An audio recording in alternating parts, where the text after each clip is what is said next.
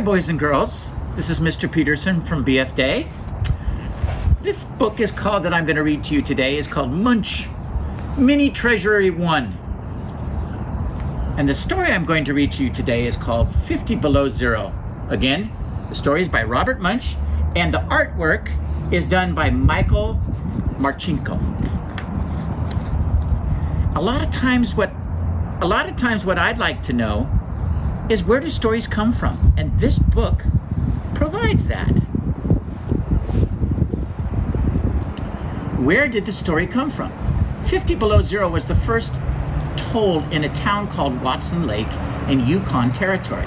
Robert Munch went there during Children's Book Week to visit schools. However, when he got there, no one knew he was coming. The airport was about 10 miles outside of Watson Lake County, but it was 50 below zero. Well, you need to know, boys and girls, freezing is at 32 degrees, so this is a lot colder than freezing. And he wasn't going to walk to town in 50 below zero. He finally got the school principal to pick him up at the airport and take him to a hotel. The next day at school in Watson Lake, there were signs on the walls telling the children to be careful of frostbite. Munch got an idea. He said to himself, these kids would like a story about the cold. So he made up 50 Below Zero, and the kids loved it. This is to Jason at Watson Lake in Yukon Territory in Canada. And Taya is another person that you'll hear about in the story. Taya, and this is in Whitehorse County, the Yukon Territory. Okay. In the middle of the night, Jason was asleep. Zzz, zzz, zzz. He woke up. He heard a sound. He said, "What's that? What's that?"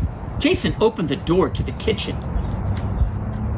He looks pretty scared, boys and girls, in his bed. And there was his father, who walked in his sleep. He was sleeping on top of the refrigerator. Jason yelled, "Papa, wake up!" His father jumped up, ran around the kitchen 3 times, and went back to bed. Jason said, "This house is going crazy." And he went back to bed. Jason went to sleep. Zzz, zzz. He woke up. He heard a sound. He said, "What's that? What's that? What's that?" He opened the door to the kitchen. No one was there.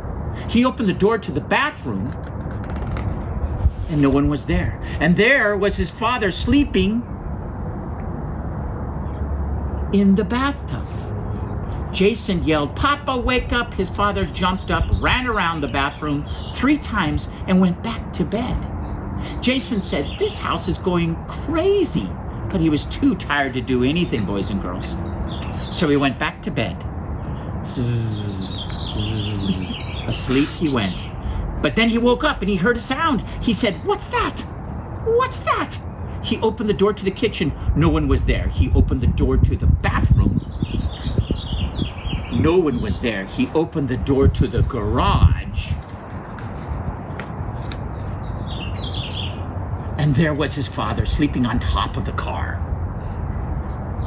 Jason yelled, "Papa, wake up!" His father jumped up, ran around the car 3 times, and went back to bed. Jason said, "The house is going crazy." But he was too tired to do anything about it. So he went back to bed, and he went to sleep. Zzz, zzz. He woke up and he heard a sound. He said, "What's that? Oh my gosh, what's that? What's that?" He opened the door to the kitchen. No one was there. He opened the door to the bathroom. No one was there. He opened the door to the garage. No one was there. He opened the door to the living room. No one was there.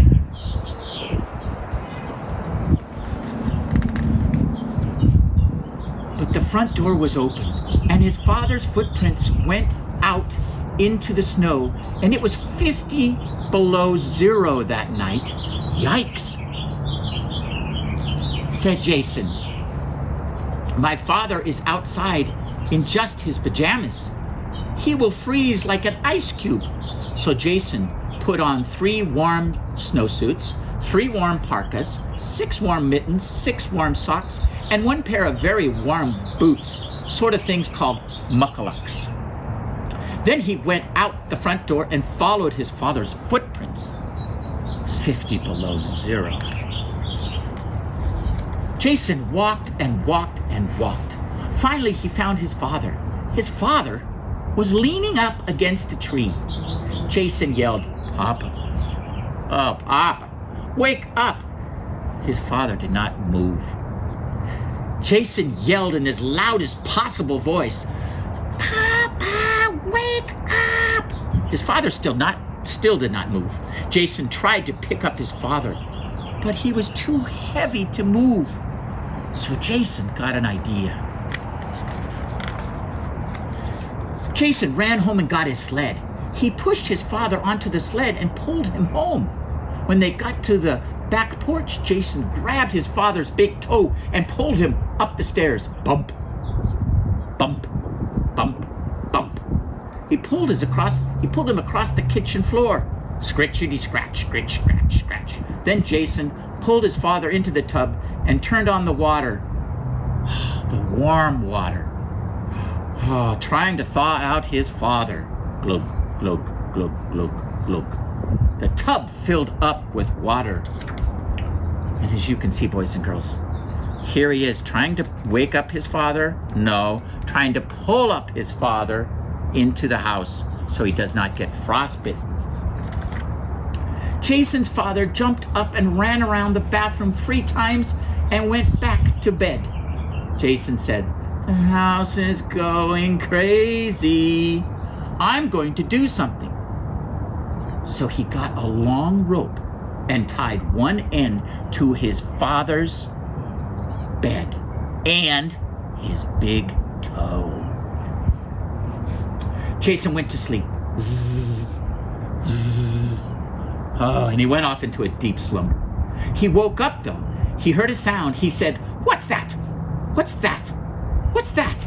He opened the kitchen door.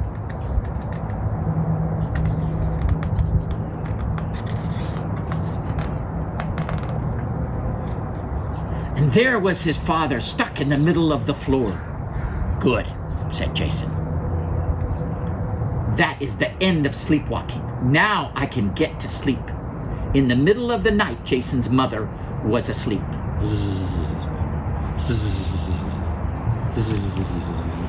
She woke up. She heard a sound. She said, "What's that? What's that? What's that?" She opened the door to the kitchen.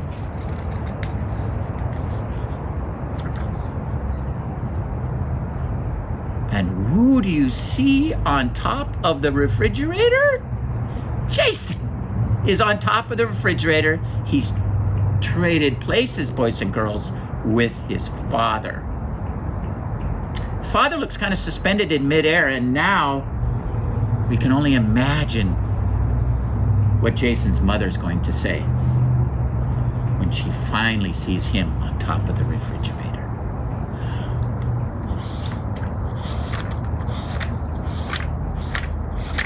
Well, this was a great story, and thank you for watching 50 Below Zero. The story again was by Robert Munch, and the artwork was by Michael Marchenko. Thank you for watching. Bye, boys and girls.